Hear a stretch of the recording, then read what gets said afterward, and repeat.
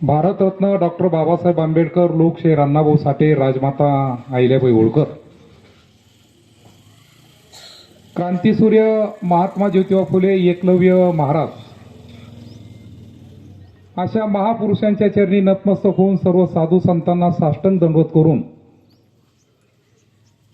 या ठिकाणी प्रामुख्याने आपल्या महालगाव गट, महालगाव पंचायत समिती गण आणि नागमठाण पंचायत समिती गण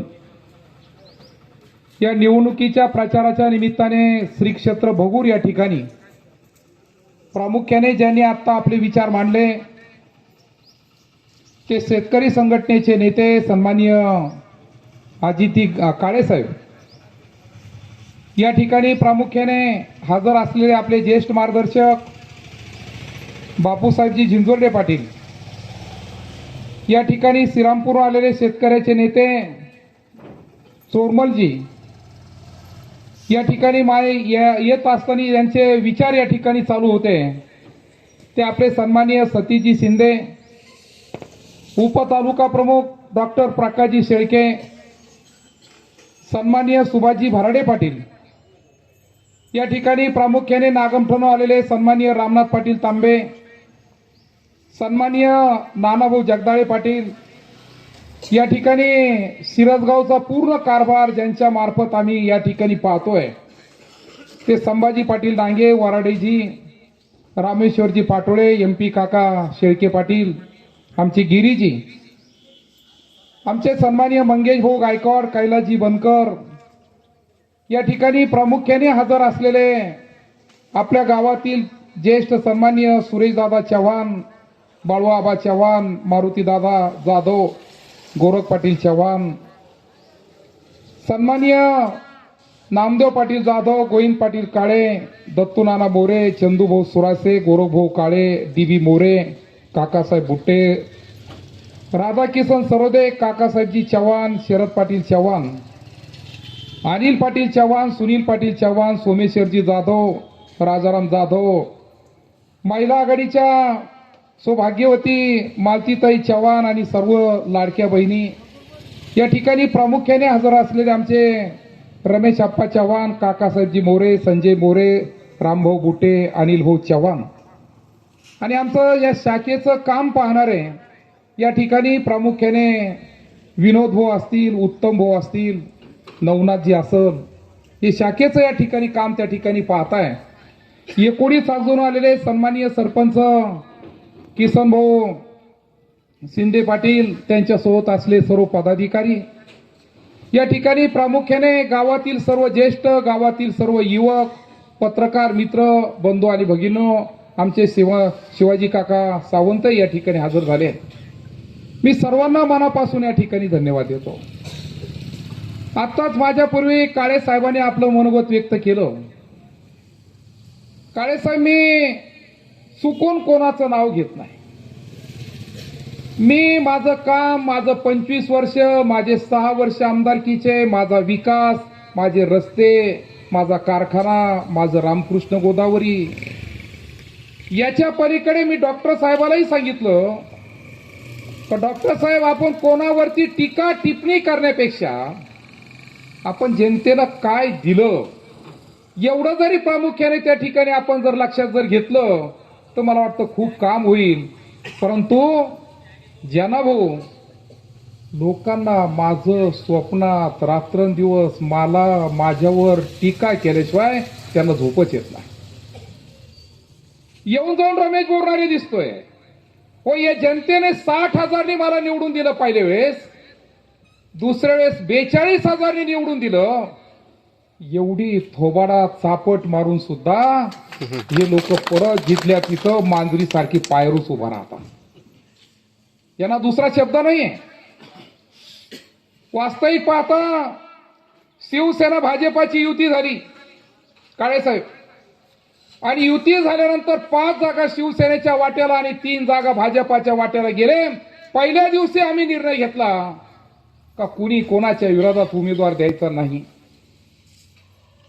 परंतु जो लोक मला गद्दारीचा शब्द वापरता, आपण किती पैसे खर्च केले, आपण किती पैसे घेतले, आणि आज इकडं उद्या तिकडं खालच्या भाषेत जर जायचं ठरलं तर साहेबांनी सांगितलं काहीतरी बाईचं नाव घेतलं. यांचंच वाक्य आहे काळे साहेब, 1000 कोटी रुपये जरी दिले तर आम्ही उद्धव ठाकरे साहेबाला सोडणार नाही, यांचं वाक्य आहे. मग किती पैशाची जोडाजाडी झाली म्हणून तुम्ही तिकडे बीजेपी मध्ये गेले, हाही प्रश्न जनतेने त्यांना विचारला पाहिजे. मी तर प्रामुख्याने सांगेल का मी गेल्या 30 वर्षापासून शिवसेनेचं काम करतोय, 27 वर्ष पदाधिकारी म्हणून काम करतोय. मी धनुष्यबाण सोडला नाही, मी बाळासाहेबांचे विचार सोडले नाही. आजही मी बाळासाहेबांचे विचार घेऊन त्या ठिकाणी चालतोय. माझा नेता एकनाथरावजी शिंदे साहेब सुद्धा बाळासाहेबांचे विचार घेऊन त्या ठिकाणी पुढे चाललेले आहे. परंतु तुम्हाला रात्रंदिवस दुसरं कामच नाही. रात्रंदिवस रमेश बोरणारेच आठवतोय. रात्री स्वप्न सुद्धा रमेश बोरणारेचेच पडताय तुम्हाला. मी जनतेला एक प्रश्न या ठिकाणी विचारणारे, भगूर असू द्या, एकुडी सागज असू द्या, महालगाव असू द्या, सिरसगाव असू द्या, जातेगाव, टीबी, कौटगाव, नागमठाण, आवलगाव, हमरापूर, बाजाठाण, चेंडूफळ, शेनीदेवगाव, गाडे पिंपळगाव, माळी घोगरगाव, वक्ती, पानवी, ह्या गावाचं जे सर्कल या ठिकाणी आहे, तुम्ही ज्यांना 20 वर्ष त्या ठिकाणी झेडपीचं मेंबर म्हणून त्या ठिकाणी पाठवलं, कधी आपण कधी आपला जवळचा, काय केलं? एक रस्ता केला नाही, एक रस्ता. मी जर या ठिकाणी जेवढ्या गावाचे नावं त्या ठिकाणी घेतले, मी सर्वांना फेसबुक आणि व्हॉट्सअपद्वारे सांगणार आहे का जर खऱ्या अर्थाने रमेश बोरवारेने जर तुमच्या दळणवळणाचे रस्ते सुरू केले असतील तर तुम्ही शेतकरी संघटनेचे आणि शिवसेनेचे जे उमेदवार त्या ठिकाणी दिले, आपण गणेश सुभाषराव तांबे पाटील, त्यांना त्या ठिकाणी निवडून दिलं पाहिजे. आणि जर तुम्हाला विकासात समजला नाही तर तुम्ही आंधळेपणाचं सोंग घेऊन मारा शिक्के त्यांना. प्रकाश भाऊ आपलं काही जाणार नाही. परंतु 20 वर्ष मी फेसबुकद्वारे व्हॉट्सअपद्वारे या ठिकाणी मुद्दाम सांगेल आणि सर्वता सर्व सरकारच्या जनतेला आव्हान करील, विनंती करील. आज जसं भगूर गावामध्ये आपण उभा आहे, भगूर फाटेची काय अवस्था होती? 5.5 मीटरचा रस्ता ह्या रमेश बोरणारेंनी केला. माझ्या रस्त्यावरती तुम्ही बोर्ड लावता, थोडं फार शरम तर वाटली पाहिजे. काठी पिंपळगावचा रस्ता 5.5 मीटरचा रमेश बोरणारेंनी त्या ठिकाणी केला. एकुडी सागजापर्यंत डांबरीकरणाची परिस्थिती काय होती ती रमेश बोरणारेंनी त्या ठिकाणी केली. अक्षरशः काळे साहेब या वैजापूर तालुक्यामध्ये जाळं विणण्याचं काम केलं. कोणत्याही गावाला जा तुम्ही, कोणत्याही गावाला, एक गाव शिल्लक मी ठेवलं नाही, एक गाव शिल्लक ठेवलं नाही. प्रत्येक गावाला डांबरीकरणाचं काम केलं. आणि माझ्या अगोदर 19च्या अगोदर काय परिस्थिती होती? सायकलची घंटी सोडून सगळंच वाजायचं, अशी परिस्थिती भयान. सुभाष भाऊ है ना, आज तुम्ही मला सांगा तुमचं कोणतं गाव सुटलं हो सर्कलचं? नागमठाण पासून जर आम्ही गेलो, नागमठाण चेंडूफळ दुसरा खराब झाला, परत रस्ता मंजूर केला 234 कोटीचा, आता काम चालू होतंय कॉन्क्रीटचं. बरोबर आहे. बाजाठाण ते कमलपूरला 20 कोटी रुपयाचा पूल त्या ठिकाणी उभा राहतोय, 20 कोटी रुपयाचा. झालं कधी याच्या अगोदर? नागमठाण ते माळी घोगरगाव काम झालं, नागमठाण ते गाडे पिंपळगाव काम त्या ठिकाणी झालं. अक्षरशः 13ला मंजुरी मिळत होती, 13ला काम चालू होतं आमच्या नागमठाणच्या पुलाचं. गणेश भाऊ तांबेंनी 2दा आंदोलन केलं. दोन्ही वेळेस मी हजर होतो. शेतकरी संघटनेचं आंदोलन, मी तिथं गेलो, दोन्ही वेळेस त्या ठिकाणी आंदोलन सोडलं. आणि आत्ता रस्ता चालू झाला, आत्ता पूल चालू झाला, याच्या अगोदर चालू झाला नाही. पुलाचं काम असू द्या. या ठिकाणी मालगाव स्वतःचं गाव आहे. मालगाव काय परिस्थिती, मालगाव सिरसगावची, संभाजी भाऊ बरोबर आहे, भगवान भाऊ काय परिस्थिती होती? अक्षरशः गुडघ्या इतके खड्डे त्या ठिकाणी होते. बाजारपेठेचं गाव आहे. मी सिरसगाव जोडलं, मी पानवी जोडलं, मी वक्ती जोडलं, मी बाजाठाण फाटा ते चेंडूफळ 22 किलोमीटर जोडलं. 22 किलोमीटर का नाही करता आलं तुम्हाला? आणि म्हणून काही गाव माझ्याकडून कमी होतील, परंतु आजच्या प्रचार सभेच्या निमित्ताने या ठिकाणी मी सांगणार आहे का गणेश भाऊ तांबेच्या रूपाने शेतकरी संघटना आणि शिवसेनेने त्या ठिकाणी उमेदवार दिला, ही जाहीरपणाने त्या ठिकाणी सांगतोय. काळेसाहेब, माझ्याकडे 5 उमेदवार होते. आमचे सतीश भाऊ शिंदे, संभाजी पाटील डांगे, डॉक्टर प्रकाशजी शेळके, सोमनाथजी भराडे, का आता जी पंचायत समिती लढवत आहे, बरोबर आहे, प्रवीण पवार आहे, हे सगळे उमेदवार 5-6 उमेदवार आपल्याकडे त्या ठिकाणी होते. परंतु सर्वांनी एकच निर्णय घेतला का आपण थोडं थांबू आणि शिवसेना आणि शेतकरी संघटना जर एकत्र जर केलं आणि ज्या गणेश तांबेनी शेतकऱ्यांसाठी खूप दिवसापासून आंदोलन चालू केलेलं आहे त्यांना जर पाठिंबा जर दिला तर निश्चित आपलं त्या ठिकाणी काम चांगलं होईल. आणि आम्ही गणेश तांबेच्या पाठीमागं त्या ठिकाणी पाठिंबा देण्याचं काम त्या ठिकाणी केलं. विरोधक काय म्हणतील मला माहित नाही, मंगेश भाऊ हे ना, विरोधक चांगलं कधी म्हणत राहतात हे ना, विरोधक कधी चांगलं म्हणतात आणि तो माणूस आयुष्यात कधीच चांगलं म्हणू शकत नाही, त्याचा स्वभावच नाही. मी पाहिलं गेल्या 25 वर्षापासून त्या ठिकाणी मी जवळून पाहतोय, कधीच नाही.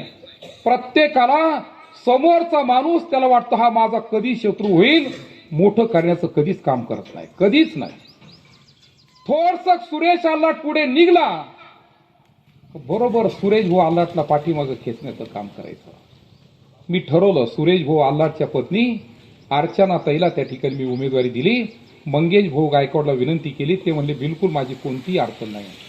कैलास भाऊ बनकरला विनंती केली, माझी कोणतीही अडचण नाही. आणि सुरेश भाऊच्या पत्नीला पंचायत समितीच्या या भागामधून आपण उमेदवारी दिलेली आहे. विनंती करणार आहे का इकडे गणेश भाऊ तांबे आणि तिकडे अर्चनाताई पंचायत समितीला हे 2 सिक्के आपल्याला दाबायचे, एक फॅन आणि एक ट्रॅक्टर. बरोबर आहे, निशाणी फॅन आणि ट्रॅक्टर आहे, परंतु काळेसाहेब त्या फॅन आणि ट्रॅक्टरच्या पाठीमागं धनुष्यबाण दडलेला आहे, जे एकनाथरावजी शिंदे साहेबांकडून अपेक्षित आहे. या ठिकाणी गणेश भाऊ तांबेने एका राजपूत समाजाच्या पोरांनी, व्यापाऱ्यांनी शेतकऱ्यांचे 2,04,00,000 बुडवले. कुणी काही म्हणलं नाही, एक नेता बाहेर आला नाही, परंतु यांनी आंदोलन केलं.